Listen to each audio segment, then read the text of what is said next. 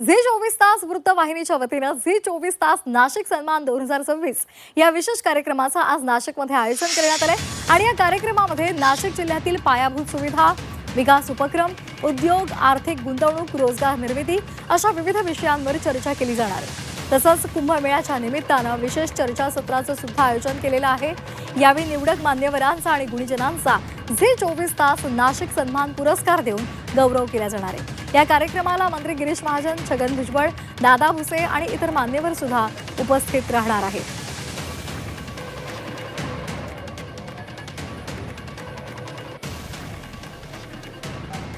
अधिक माहितीसाठी आपण जाणार आहोत आमचे प्रतिनिधी योगेश खरे यांच्याकडे।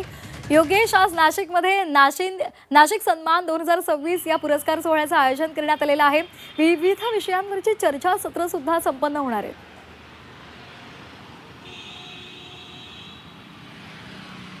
खरं एकूणच नाशिक आता विकासाच्या उंबरठ्यावर आहे। येणाऱ्या काळामध्ये कुंभमेळा हा नाशिकमध्ये येतोय आणि पुढच्या वर्षी असलेल्या या कुंभमेळ्याच्या आयोजनासाठी जे काही पायाभूत सुविधा, मूलभूत सुविधा नाशिकमध्ये तयार होत आहेत त्याबद्दलची अनेक लोकांना माहिती नाही आहे, अनेक गैरसमज आहेत। त्याचबरोबर जे काही नाशिकचा विकास होतोय तो सर्वांगाने कसा केला जातोय, त्यात काही अडचणी आहेत आणि कुठल्या अडचणींचा सामना नागरिकांना करावा लागतोय अशी सवंग चर्चा जी आहे ती आज चर्चासत्राचं आयोजन आपण झी 24 तासच्या माध्यमातून या ठिकाणी केलेलं आहे। नाशिकच्या याच हॉटेलमध्ये ही चर्चा रंगणार आहे। थोड्याच वेळामध्ये एक 11 वाजता गिरीश महाजन यांच्या हस्ते या चर्चासत्राचं उद्घाटन होईल।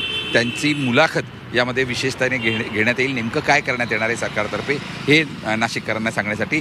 त्यानंतर अन्न पुरवठा मंत्री छगन भुजबळ हे दुपारी 2 वाजता या ठिकाणी असणार आहे। तसंच शिक्षण मंत्री दादा भुसे सुद्धा यामध्ये सहभागी होणार आहे। एकूणच नाशिकचा विकास जो आहे तो पर्यटन नगरी म्हणून होतोच आहे, मात्र त्यासोबत शिक्षणाची नगरी म्हणून पण याकडे बघितलं जात आहे।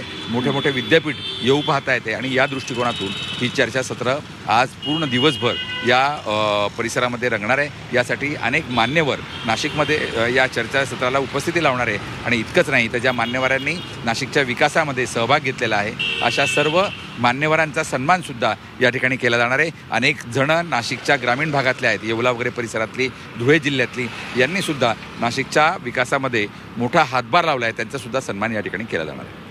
अगदी धन्यवाद योगेश दिलेल्या या सविस्तर माहितीसाठी।